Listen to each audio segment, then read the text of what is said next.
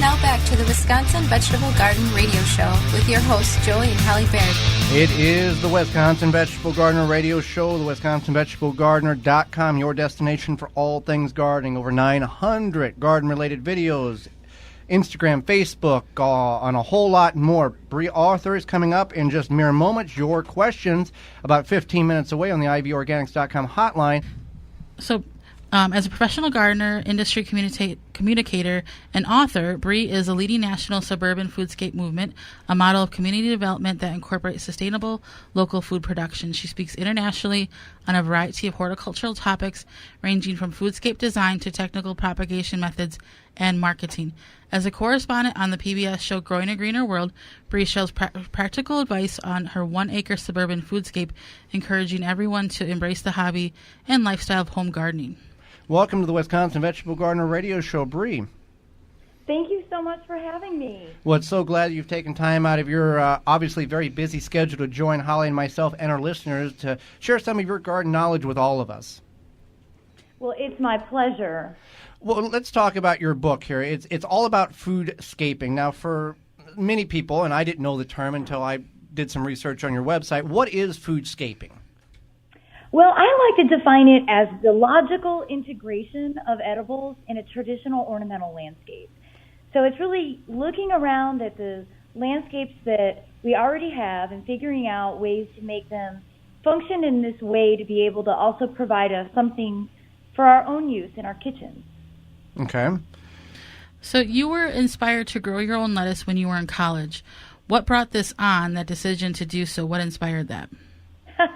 Well, it's kind of a gross story, but it was an E. coli infection from salad greens that I had eaten at a local restaurant. And I realized then that, our food supply was really fragile, and I had this great advantage of having studied horticulture. So I had the knowledge and skills to be able to provide some of this for myself.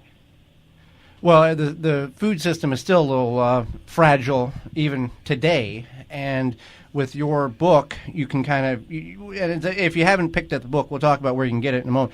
A lot of photographs, a lot of great information. It's a great coffee table book. Well, I thank you for that. I will tell you, I took a lot of photographs to be able to create this package. If someone grows hostas or annual flowers in their garden beds, what are some good foodscaping elements that they can plant right along with them? And I guess the foodscaping it kind of ties in with some of these homeowners associations or neighborhoods where you're not supposed to grow stuff in the front yard. But with your book, you can hide the edibles amongst the decorative. Is that kind of what we're looking at here?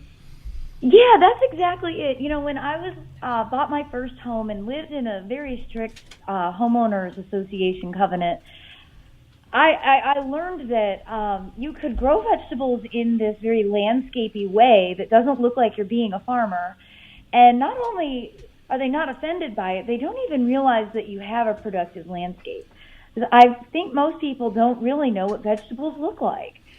So I hope that people will feel empowered to be able to, tuck an heirloom tomato in alongside a large sun-loving, something like a hydrangea or a big butterfly bush. And, use these elements that you probably already have throughout your landscape and incorporate food alongside, because the culture can be very much the same. The sun exposure, the irrigation, the nutritional needs. So, plants like peppers and eggplants are really great to be able to mingle in with most of your traditional perennials that would be growing and blooming through the summer. I love to encourage people to plant bed edges. I think bed edges are a space that are really underutilized in traditional landscaping. And you can grow simple things like lettuce just along the edge, direct seeded, or thumb garlic in. And then you can actually have a meaningful amount of food available to you because there's a lot of square footage in a bed edge. Well, and when incorporating some of these cool weather crops in amongst the annuals, you can kind of mimic the shade or day length a little shorter and get some more life out of them versus planting them in full sun, too. Exactly. And, another thing that people don't always realize is that our food crops, even at the home gardener stage, are still kind of like monocultures. we're growing a lot of food from the same plant families. So in the summer, your Solanaceae with your tomatoes and peppers, eggplants, potatoes. And what people don't realize is when you stick those all in one concentrated space, from a biological perspective, those plants are all the same. So the same diseases and insects can come up. Whereas in your incorporation, in your landscape, the ornamental palette actually offers you a great amount of biological diversity. So now most people, what inspired your book? Did you have a situation with a homeowners association or a neighbor or something where you decided to really get into this foodscaping, or any reasoning why? Well, I was lucky. I've always been one to try to figure out the solution to a problem. When I moved into that neighborhood, I simply didn't have enough money to be able to buy all the groceries that I wanted to be able to eat. And I figured out ways to take advantage of this open mulch space between the shrubs that are basically the prescribed landscape that you get in a new development. And I wanted to empower other people that were facing similar economic challenges. And it was a really incredible thing to be able to use that property and really help change the lifestyles of the people living around me by being able to help share produce and encourage them to take on this hobby of, even if they're just growing some lettuce greens, it's this interaction in the landscape that they haven't had before. And I think once people try gardening, even in the smallest way, they realize what a meaningful and valuable hobby it can be and how it can improve your life in so many ways. And I think now, especially, we're living in a time that feels very stressful, and I'd like to encourage people to take on this hobby for their own health and wellness. And, there's some therapeutical science behind getting your hands actually in the soil. Absolutely. And children, they're just desperate to have this interaction. And, it's a joy to be able to share this with the children in my neighborhood. And I do work with a lot of different public school systems to incorporate foodscapes on their campuses. And the children of this time right now are just starved for this knowledge. And it's very encouraging to see how much interest they have and how they really hold on to that knowledge and apply it in a lot of different contexts. Well, with going on the campuses and schools, what is the general receptiveness of, hey, here's who I am and here's what I do. Would you like this to be done on your property? Are they resistant, or are they acceptive of, hey, yeah, we want that? Or do you have to kind of sell the ideal to them? Well, I'm lucky in that I started with one school district in Glassboro, New Jersey, and as a result of the success of their program, which is entirely because of their teachers, the principal, the superintendent, have all just engaged in such a meaningful way that this program is now spreading to all of the schools within this district, and other districts are looking to see what they're doing. When I look at a project, the main points are to make sure that you have the staff is really behind this idea. And of course, the goal here is to tie horticulture education into the STEM and STEAM laboratories so that this knowledge can be tested and really quantified and show that there's a true learning value behind it. This is not just a bonus outside playtime. This is where real knowledge is being shown by example. And it's sad that you've probably seen this multiple times, where children think that tomatoes come from aisle 9 at the grocery store. They don't understand that it actually grows out of the ground on a plant. Well, and you know what I'm even more shocked by are the number of people my age and even older that also don't really have an appreciation or an understanding for our food sources. And I think even if everybody just tried growing something easy like garlic one time, they would then, every time they bought garlic at the grocery store, have a greater appreciation for that resource. I don't think that we should take for granted the fact that we all can access food whenever we want it. And I'd like to see our society move into more of a mindful understanding of what it takes really to be able to produce food. Right, and, like I've talked to Holly about this, she can go to the grocery store and get a pineapple for 99 cents. Now, that pineapple took 18 months to grow and was shipped from Mexico. nobody's making any money on this, and it probably is not the healthiest thing being shipped 3,000 miles to Milwaukee, Wisconsin.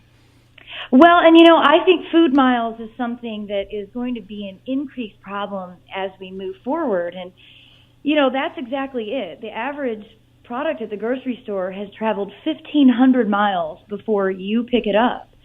So you have to multiply everything you have in your grocery cart each week by 1,500 to really get an understanding of what your actual carbon footprint just for consumption is.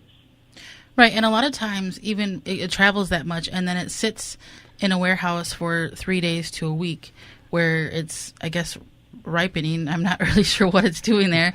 And so it's not just necessarily the journey, which is, burning fossil fuels and producing CO2 into the atmosphere, but also the fact that food is definitely not fresh. 100%. It's really disturbing that so much of our food is artificially made ripened. And I think that there's a serious devaluation in the nutritional value of the food products that we're accessing now. And I'm encouraged to see a new generation looking at nutrition and wellness as a everyday necessity. It's not a luxury. This is an option for eating healthy that is going to lower your healthcare costs and make it so that your quality of life is better. And I hope that is truly the direction that we all decide to embrace, because we could be getting a lot more every single time we sit down to eat a meal than what we are with the processed foods that are the norm for people in our society today. Right, and we're mid-30s, so we kind of see the generation or our peers who are having children who are asking us questions about, hey, what are GMOs? What about this? What about that? Because they're concerned of what they're feeding their children, because things have changed in the last 25 years in the food system. In a dramatic way, and it really does concern me. I have taken on this project, this really obsession of growing grains for this exact reason. I'm really disturbed by the number of people that are having digestive issues with regard to gluten. And it makes me think, that there's a lot that we don't understand about how our food is produced. And in trying to develop food systems that are meaningful in the suburbs, I think that grains are actually a very logical element to be able to add to large open green spaces and dissect lawns and actually use mechanization to harvest it, but look at creating more localized alternative carbohydrate sources that are grown organically. I think there's a serious problem that's only increasing, and we're seeing this within just the last decade. And who knows the long-term implications, especially for children that are eating these possibly toxic or certainly life-altering carbohydrate sources because of the way we're currently using them in our commercial agriculture model. Right, and that's definitely something to consider. Well, we've really enjoyed our time with you. Can you remind us again where people can find more information about your foodscaping knowledge and where to find your book? Absolutely. You can visit my website, briegrows.com. That's Brie, like the cheese, BRIE, grows.com. Well, we so thank you for taking time out of your busy day to join us and share a lot of your gardening knowledge with Holly and myself and our listeners. Well, thank you so much for having me. This has been a sincere pleasure. Well, thank you very much. Thank you, Brie. If you're in the Milwaukee or surrounding areas, just tune your radio to 860 AM or FM 106.5. You can also find links on our Facebook pages, The Wisconsin Vegetable Gardener and Home Canning. Our website, thewisconsinvegetablegardener.com, click on the radio tab at the top of the page, then click on the Listen Live button, and you'll have immediately access to our live program. Mobile devices work very well also. Go to your app store and download for free the TuneIn app or the Simple Radio app. Then search WNOV 860, save it to your favorites, and you can have access to our radio show live wherever you're at in the world. Our radio program will also have podcast replay under the radio tab several days following the live broadcast. You can find all of these links in the show notes below. Our show airs 9 to 10 a.m. Central Standard Time every Saturday, March through the end of October. And we want to thank our sponsors because without them, this would not be anywhere possible. You can find all of their links under the radio tab on our website at thewisconsinvegetablegardener.com. For more information, please visit thewisconsinvegetablegardener.com.